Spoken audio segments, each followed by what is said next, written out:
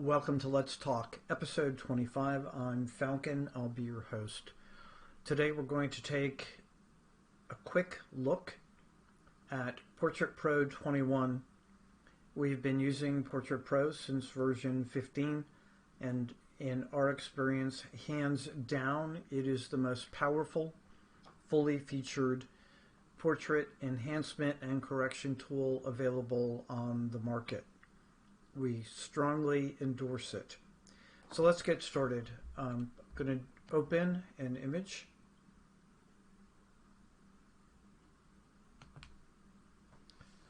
And as you can see, the first thing that PortraitPro does is it analyzes the face. We have found that its facial recognition compared to earlier versions is substantially enhanced.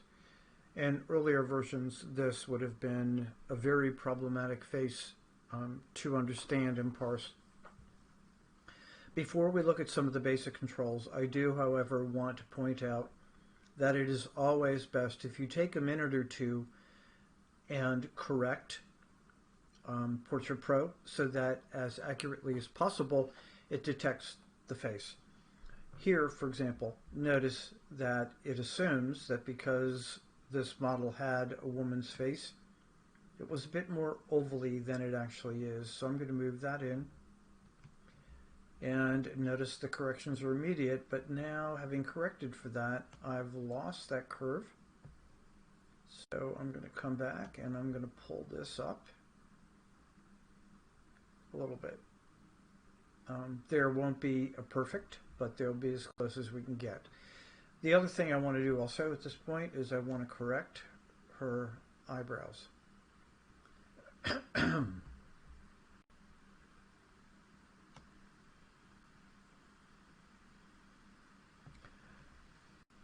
Okay, notice also that if you mouse over, it shows you the entire spectrum of the face, and it tells you, in this case, that it is a female face. You could change it to male, or you could change it to a child. We're going to leave it where it is, since obviously the model is a female. To begin with, I'm going to zoom out a little bit and get a sense for the entire image.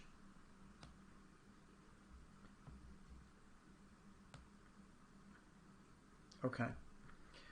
I want to make sure that I correct her shoulders, and as you can see in a minute when we zoom in, her face is quite porous and lined, and there are significant bags under her eyes. If you compare the before and the after, you can see that some softening and cleaning has already been applied. So if we zoom in now on her face,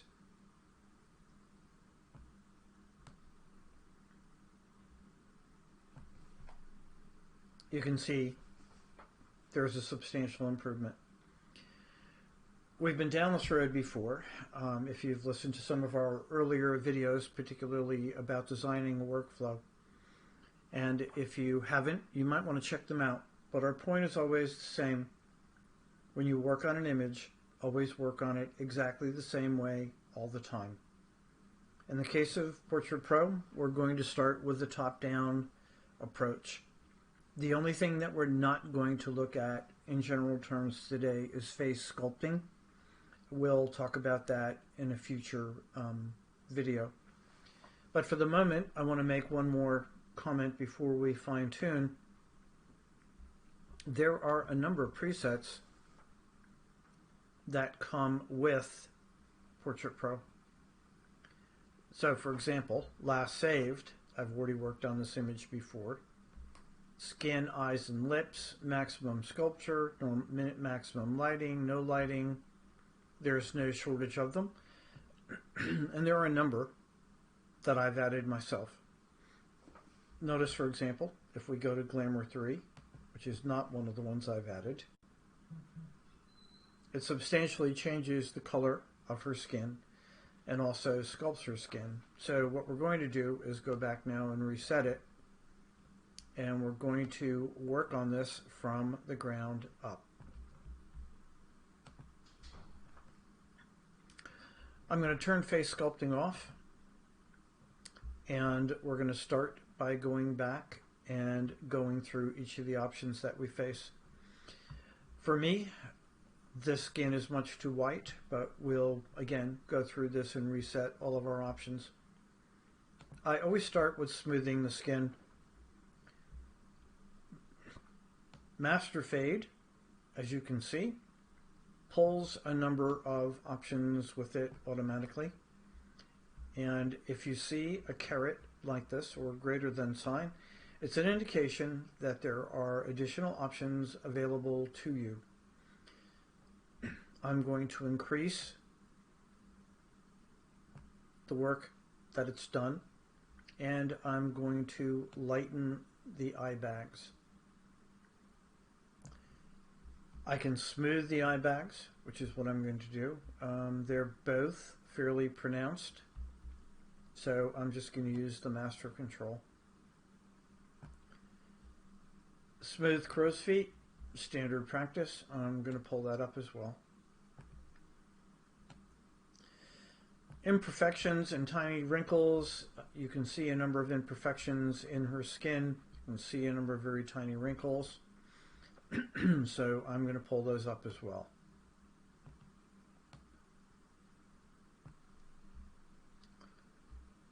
How much should you pull it up?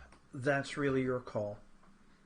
I find that I like fairly flat, smooth skin minus as many imperfections as I can, but that's a minor personal decision. I could just as easily go the other way if I want to produce a more dramatic portrait. I'm typically not going to sharpen, though the options to sharpen are strong and they don't destruct or over sharpen the image. Trim the eyebrows. Hers are fairly trimmed, so I'm going to go ahead and leave them, but I could. And around the mouth, I'm going to soften that area as well. Again, as you can see, she has a number of marks there. I am not going to add a texture. I'm going to leave it exactly where it is. I am going to pick up the detail a little bit. And spot removal, because of the nature of her skin, I'm going to go with maximum sensitivity. So before we go any further, let's zoom out and let's recenter the zoom window.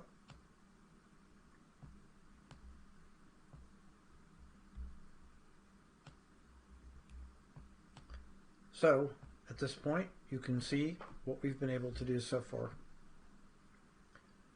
By the way, help is everywhere and very effective. So what we're going to focus on now is additional areas of the face. And excuse me, we want to make sure that the rest of her skin looks as good as it can possibly look as well. So by way of review, we've gone through all of skin smoothing. At this point, if I wanted to pick up any more smoothness to her skin, I could go ahead and do that. In fact, I'm probably going to pull the tiny wrinkles up a little bit more. And I'm going to pull up the imperfections. So the next area we're going to look at is skin lighting and coloring. This is a very effective tool. For example, if I want to bring the light around to this side of her face, I can do that. And since all corrections are mirrored in real time, I can see exactly the effect that I'm going to get as I move my light around. I can even pick it up in such a way that it primarily lights her here. I have the ability to make that bigger. And for the sake of this demo, I'm going to go ahead and leave it there. You can also manually position it, by the way, through the use of these sliders. So I'm going to leave contrast low. It's been pulled way down. I could just as easily pull it up. I'm actually going to leave it about here. This gives me the ability to use a modeling light effect. And it will fix the lighting. And again, you can see the changes that are happening to her face. Cheekbones, I can emphasize one and not the other. So for example, if I want to de-emphasize the left, emphasize the right. Similarly, if I want to add a left shadow, or if I want to enhance the right shadow, I can do that. If I want to kick one side or the other, I have the ability to do that as well. Smoky eyes are awesome, but I'm going to come back and work further on her eyes. I'm going to leave her nose and all the other settings exactly as they are. With skin color, this is really a great tool. I can alter the overall tone of the skin. I'm actually going to go back and leave it at natural. By the way, if you wish, you could leave it at color correct and keep on going. So let's go back and let's leave it at natural. And correct skin outside of the face, we want to do that as well because she had some fairly heavy blotches. It was a very cold morning when this image was created. And I'm going to warm it up a little bit. I can correct the tint, as you can see, and we'll leave it there. Makeup. Again, Master Fade has been pulled up all the way. If I want to alter the shade of her lipstick, I can do that. Make her lipstick more intense. I can pull the shine down just a little bit. And I can enhance the coverage of her lips. Adding mascara is really cool. I'm going to leave all of these at the default because I like them the way they are. But do notice that you can modify each of the eyelashes without necessarily, well, let me rephrase that. You can independently modify the eyelashes, which is really cool. And you can see the effect. I'm going to zoom in now on her face so you can see that. The before and the after. I also like to add eyeliner. You have the ability to choose different applications. I love the subtle cat eye. And lower eyeshadow. I like the shimmer as well. And I'm going to leave it centered, though in fact I could outline it. I could do a smoky outline, smoky or smudge. In fact, let's go ahead with the smudge. And you can see it right in there. The same thing is true for the upper. And let's go ahead and make the lower stronger so you can see it more. And I can change the shape.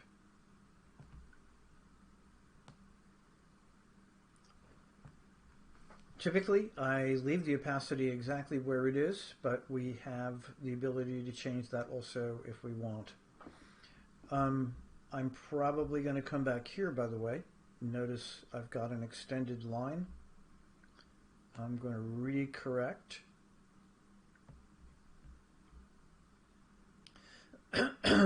Her eyebrows. They are a strange shape. Again, one of the things I like so much about PortraitPro is the fact that it will, in real time, make any corrections that you designate. And let's actually pull this down a little bit more. Get more eye coverage. Good. Okay, so speaking of eyes, we're going to get to them momentarily, and we're going to really make them pop. But let's go ahead and let's add some blusher.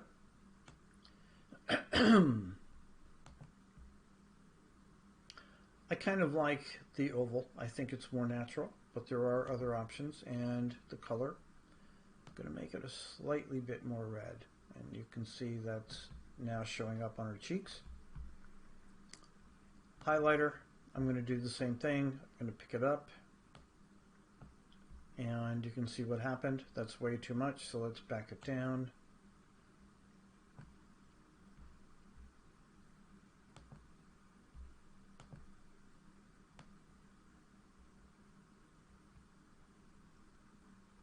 Okay, almost where I want it. The goal is to make it look natural. Right now, it obviously doesn't, but again, this is for demo purposes. Similarly with the bronzer, if we wanted, we can go ahead and increase the intensity of the bronzer.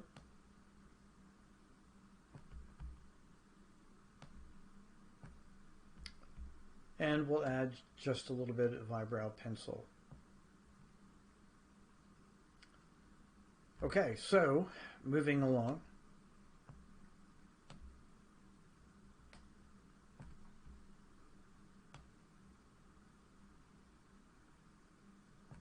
Okay, and now the eyes. Among all the tools that are available, I find this one to be absolutely most incredible. If she had red eye, and she doesn't, I can remove it by simply checking here.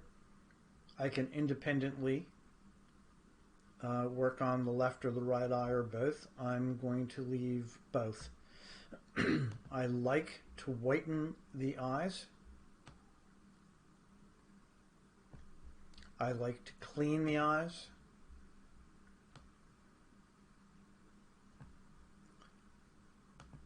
As far as the whitening area is concerned, I'm going to pick that up. And again, notice how her eyes are beginning to pop. And I'm going to brighten the iris.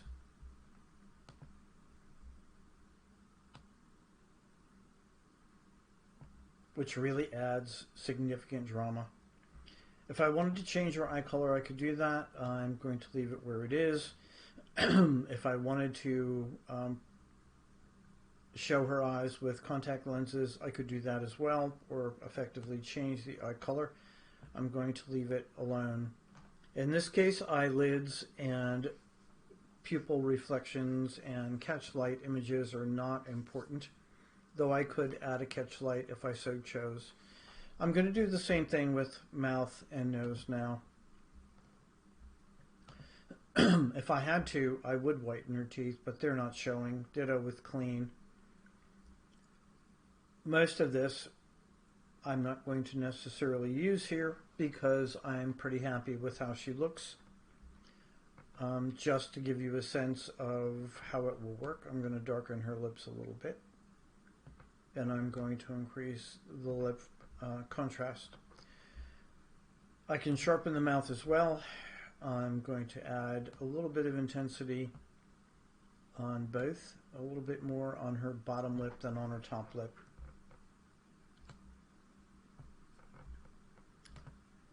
Hair. Before we look at the hair, I'm going to zoom out so that at least most of her hair is in place. And right now, she's obviously a blonde. Colored highlights. Let's add some for the sake of showing you what can be done. And we'll pull down on that and add it to her fringes and randomly throughout her hair. At the same time, notice here it's awfully bright. We may come back and make some adjustments there.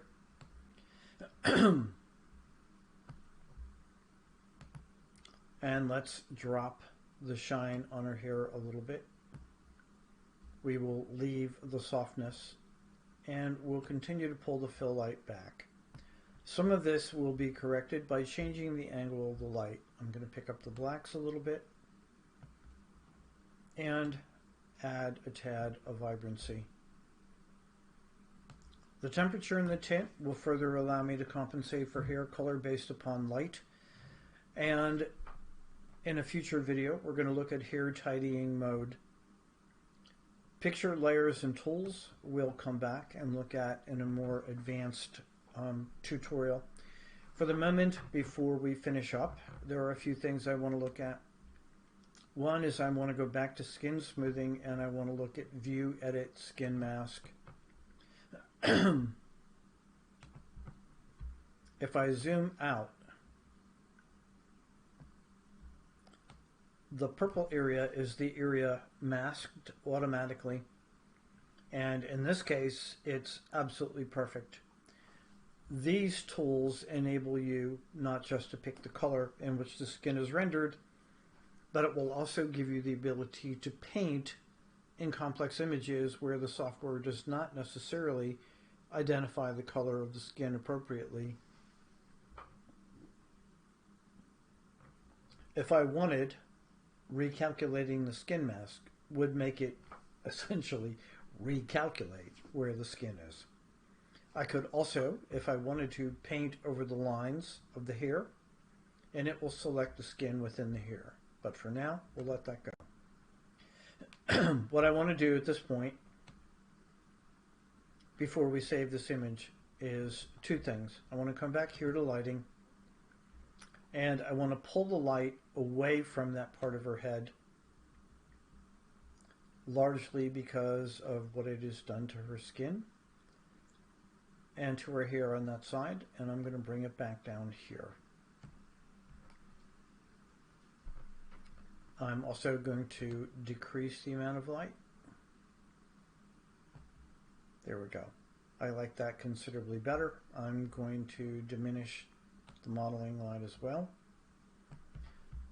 And let's zoom out and take a look at the entire image. So, we're 99% of the way there. There is additional touch-up work that I'm going to show you momentarily, and I want to emphasize the fact that this is simply a 5,000-foot look at what's possible, that with the appropriate amount of time, this image will become increasingly flawless. And what I find about PortraitPro that I like so much is the ability to refine the look based upon the application of the image. I want to emphasize the fact that you can create and save presets, which I strongly urge you to do. And there's one other tool that I'm going to show you momentarily. But for the moment, let's zoom back in on her face. And let's work on these lines. I'm going to pick up the plus, and I'm just going to continue to paint over those lines which it left in place.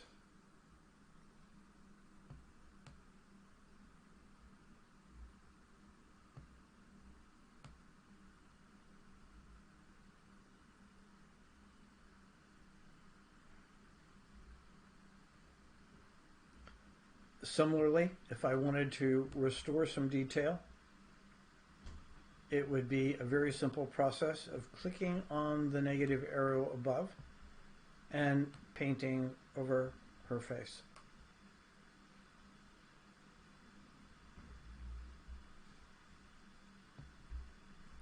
Okay.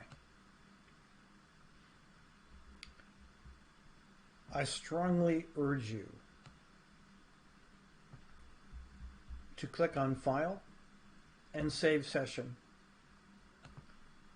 Effectively, this creates a situation in which you're able to go back in and re-edit an image on the fly, so that as your editing techniques improve or as your need to further modify a portrait makes itself visible. This is a very easy way to go about doing it. You simply open the file, and that collection of settings that you used will be automatically restored. Anyway, that is a very quick overview of a very thorough, very complex, very powerful tool. I urge you to purchase PortraitPro 21. It gets our 5-star rating. And until next time, I am Falcon, Senior Partner of the House of NyghtFalcon. Thanks for stopping by today, and we'll be back shortly with another video. If you want to contact us, we can be reached at NyghtFalcon.com or our magazine site, NightVision.com. And if you want to email me directly, you can reach me at inspiration@NyghtFalcon.com.